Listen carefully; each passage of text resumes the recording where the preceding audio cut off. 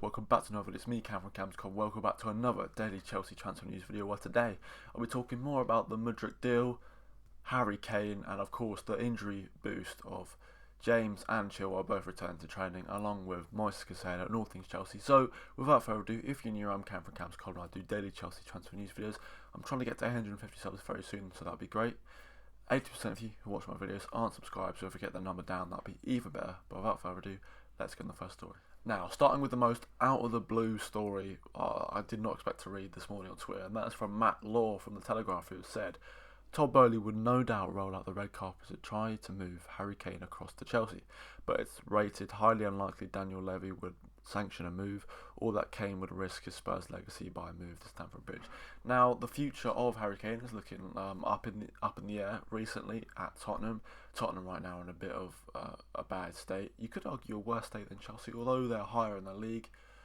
The last couple of performances have been not that great, and Antonio Conte looks like he's going to be sacked, and his replacement could be Thomas Tuchel, which would be the worst. Last year I would definitely not believe you, but the way Todd Boehly does things with his money and somehow convinces people destined for other clubs to come to Chelsea, then, you know, it could happen. Could it happen? Probably not. Am I going to believe it? Probably not, but it's just a story to say that, you know, I think Harry Kane would be the perfect player for Chelsea, although it pains me to say that. Hopefully he doesn't have any penalties and Sky's mowed the bar against any French goalkeepers. On to the next story. And with the most positive news any Chelsea fan has got for many, many weeks, and that is James joins Chelsea first team training group with Chilwell and new signing Mudryk in huge injury boost. And what injury boost it is.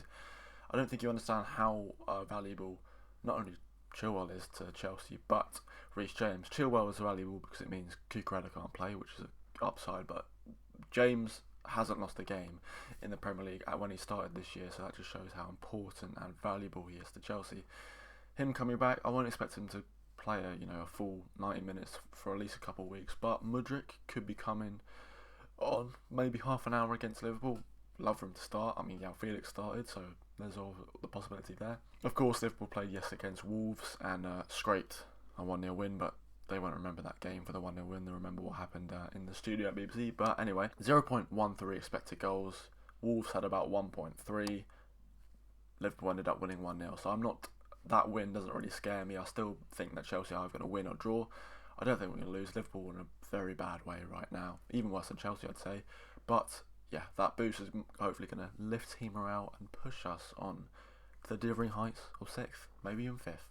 But more on Mudryk. It's good to see that he's training. Hopefully come on for the Liverpool game. But what's coming out as the deal is finalised, and we learn more about the deal, Mikhailo Mudryk is on about £97,000 a week at Chelsea, less than the likes of Hudson-Odoi and Loftus-Cheek. Very, very good price. To think some of our signings recently have been on 300k a week. I know Havertz is on about 250k a week. When you sign players for a long, like 7-year deal, and they have a big budget, it's not very great. When you think the likes of Kepa, who's earning more than 97,000, a lot more than about 200,000 pounds a week, he had a 7-year deal. Remember those 2 years where he didn't start, sitting on the bench, was earning lots of money, draining our wage bill? Yeah, £97,000 is, very, very good price. Apparently Arsenal offered him around £100,000, so £3,000 more, but he's not about the money though, is he, Arsenal fans? And going on to midfielder news, we go to Fabrizio Romano, who said the priority for Chelsea is a midfielder. The one they appreciate that is Moises Caicedo, but there are many on the list. They're speaking with many players in general. It's how they work. Well, McAllister, I know, is the other player. Edson Alvarez, of course, we were linked with on transfer deadline day last window.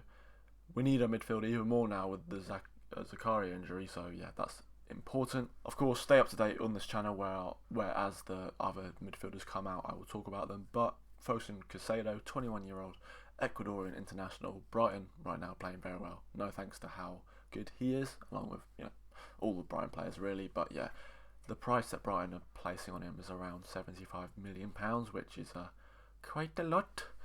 Cucurella, they somehow got £62 million for, so I dread to think how much more they could get for Caicedo. Chelsea are willing, I think it was a loose term really, £65 million, but yeah, very, very expensive.